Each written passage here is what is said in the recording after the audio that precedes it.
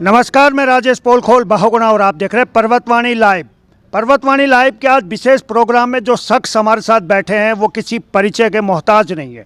पिटकुल हो या यूपीसीएल हो, बच्चा बच्चा इन्हें जानता है और अधिकारी तो इन्हें देख नहीं सकते, क्योंकि पिटकुल के जो पुराने एमडी थे अनिल यादव, अब तो ध्यानी जी आ गए। हालांकि ध्यानी जी पर भी आरोप लग रहे हैं, लेकिन अनिल यादव को लेके बड़ी सारी की खोजबीन रमेश जोशी जी ने की थी और आज उस पर रिकवरी की भी कार्रवाई चल रही है।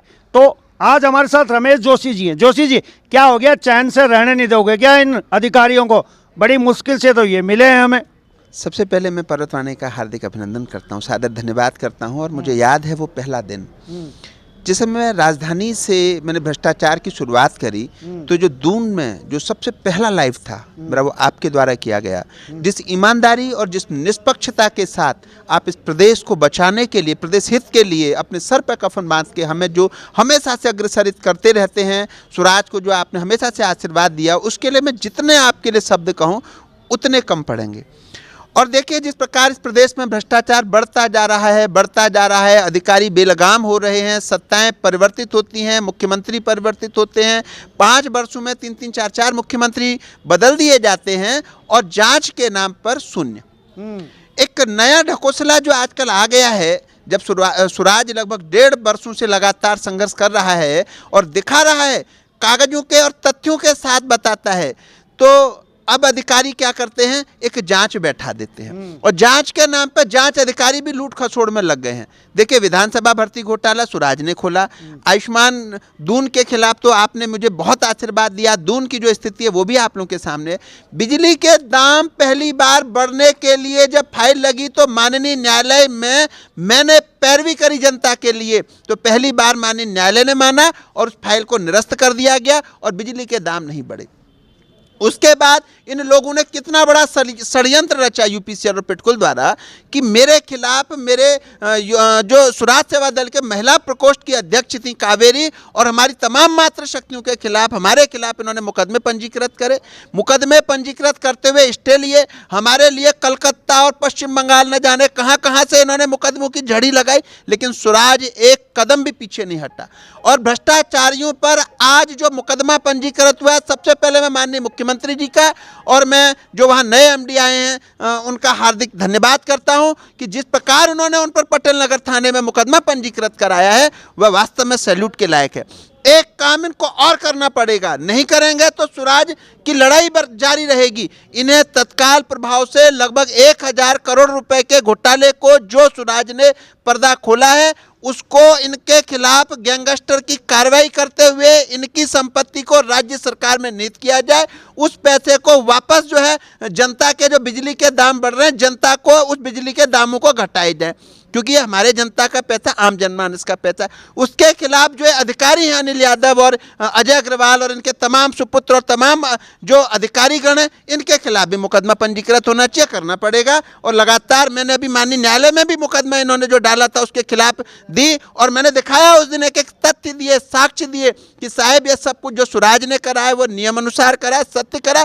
फिर भी जिस प्रकार बाला साहब जी कहते थे कि मेरा हाथ नहीं पैर है, तो स्वराज ये कहता है कि मुकदमे नहीं, मुझे मरवा दो। लेकिन स्वराज का अब एक एक कार्यकर्ता रमेश जोशी बन चुका है, इनकी ईंट से ईंट बजा दिया जाएगा, बजाने को तैयार है, देखते हैं। और तमाम प्रशासन मेरे पीछे लगा हुआ है। माँ भगवती की ऐसी कृपा है कि मैं 0.1% भी गलत नहीं हूँ और प्रदेश की लड़ाई के लिए मैं लगातार लड़ता रहूँगा।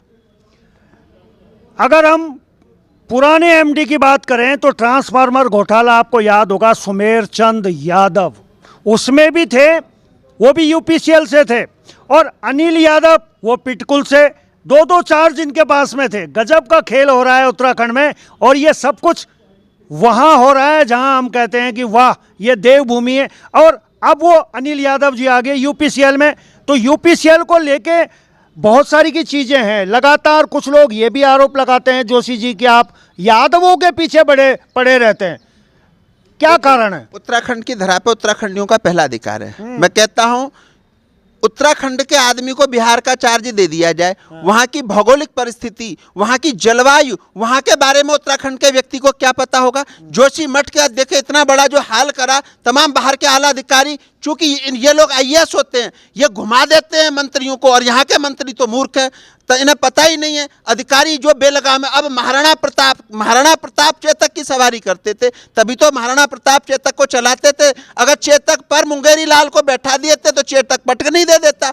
ऐसे ही जो ये तमाम आला अधिकारी चेतक हैं, इनकी सवारी के लिए हमारे योगी जी जैसे, बाला साहेब जी जैसे, ऐसे महाराणा प्रताप जी जैसे शासक चाहिए जो शासन कर सके। जोशी मठ में देखिए, इनके पास कोई विजन नहीं। केदारनाथ आपदा से इन लोगों ने सबक नहीं लिया, और इनका जाबी क्या रहा, ये लोग तमाम बाहरी प्रदेशों से आ रहे हैं, हमारा पैसा लूट रहे हैं, यहाँ का तो राजस्व भी नहीं दे रहे। किसी के गोमती नगर में कोटियाँ हैं, किसी के तमाम अपने, और इन जो यूपी वालों का एक डायलॉग आप भी देख लीजिएगा, यूपी वालों का एक डायलॉग है जी, हम तो बाद में अपने घर चले जाएंगे। अरे लौट के क्यों यहाँ आ रहे हो, तुम लोग अपने घर में ही रहो ना, वही नौकरियां करो ना, वहीं के कैडर हो वहीं लो ना। उत्तराखंड में करने क्या आ रहे हो तुम लोग, करने क्या आ रहे हो। चलिए मैं रोकूंगा। और से ये बात कहीं ना कहीं बात सत्य भी है, क्योंकि बिहार कैडर के जो आईएएस आईपीएस हैं, इनके गैंग भी बने हुए। गजब हो रहा है इस उत्तराखंड में। और यकीन मानिए, बिल्कुल रमेश जोशी जी सही कह रहे हैं। जब उत्तराखंड की मांग हो रही थी, जड़ जंगल जमीन की बात हो रही थी, तो कहाँ है उत्तराखंड का वो कैडर, क्यों नहीं मिल रहा है। आज अगर हम भौगोलिक परिस्थिति की बात करें या जोशीमठ की बात करें, तो आज वो लोग जोशीमठ के बारे में बता रहे हैं जिनको पहाड़ों का ज्ञान ही नहीं है।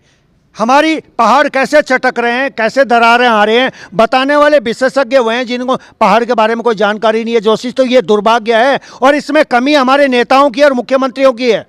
देखिए, जो मैं आप तो बहुत अच्छे, आपने बड़ी ईमानदारी से इस प्रदेश को बचाने के लिए जो मुहिम छेड़ा है, वरना आप देख रहे हैं क्या हो रहा है इस प्रदेश का हाल, क्या हो रहा है यहाँ पर। लोग तमाम अनर्गल बातें करते, लोगों को पता ही नहीं क्या करना होता है, कैसे करना चाहिए। मैं तमाम, आप देखिएगा जिस प्रकार जनता जुड़ रही है, यथाशीघ्र परेड ग्राउंड में स्वराज एक बार अपनी शक्ति का एहसास कराने की तैयारी कर रहा है, उसके जिस प्रकार से युवा हैं। मैं कहता हूँ वहाँ से सब कुछ डबल इंजन की सरकारें मैनेज करके भेज रही हैं। एक वहाँ पर विशेषज्ञ आए, उन्होंने कह दिया जी ऐसे नहीं दरक रहे, उनको मूर्खों को पता नहीं है, वो बताएंगे। मैं कहता हूँ हमारे यहाँ का चावल भी नाचता है, हमारे यहाँ के देवी देवता नाचते हैं, हमारे यहाँ पर गोलजू देवता का वास है, हमारे यहाँ पांडव जी का वास है, हमारे यहाँ के इष्ट अधिष्ठात्री कुल देवियों से उनको, इनका सर्वनाश हो जाएगा। और अक्सर कर आप देखिए, जब जब इस प्रदेश में भ्रष्टाचार बढ़ा है, केदारनाथ आपदा आई, जोशीमठ की देखिए आपदा देख लीजिए आप। तमाम ये लोग गलत कृत्य कर रहे हैं, भुगतान हम उत्तराखंडी कर रहे हैं जी, सजा हम लोग भोग रहे हैं। चलिए अंत में थोड़ा, आपने महाराणा प्रताप और चेतक की बात करी और आईएएस आईपीएस की बात करी, कहीं ना कहीं मंसूबे आपके महाराणा प्रताप वाले लग रहे हैं जोशी जी, क्योंकि हम शब्दों की उस भाषा को भी समझने की कोशिश कर रहे हैं जिसमें आपने कहा है कि चेतक तो वही है लेकिन महाराणा प्रताप नहीं है। उस पर पता नहीं कौन से शब्द का आपने इस्तेमाल करा। महाराणा प्रताप बनने का विचार है कहीं, बालाजी का भी आप नाम ले रहे हैं, करने क्या वाले हैं। देखिए, मैं मानता हूं सत्ताएं कुछ नहीं होती हैं, बाला साहेब जी को कभी सत्ता की जरूरत ही नहीं थी। संख्या बल, लोकतंत्र जब जागता है ना, तो मैंने इमरजेंसी लगते हुए कि इंदिरा गांधी के शासनकाल में भी इमरजेंसी लग गई थी, तो यहाँ पर एक वास्तव में बिन सत्ता के एक बाला साहेब जी को चाहिए। जिस प्रकार उनकी आवाज़ पर महाराष्ट्र थम जाता था, उसी प्रकार से उत्तराखंड के इन अधिकारियों को थामने के लिए एक बाला साहेब चाहिए। महाराणा प्रताप जैसे हमारे आदर्शवादी हैं, इतिहास के पन्नों को पलटा के देखिए, ऐसे शासक चाहिए, तब इस प्रदेश का भला होगा। और तैयारी चल रही है लगातार। चलिए, समय देने के लिए बहुत बहुत धन्यवाद। आपका बहुत बहुत धन्यवाद।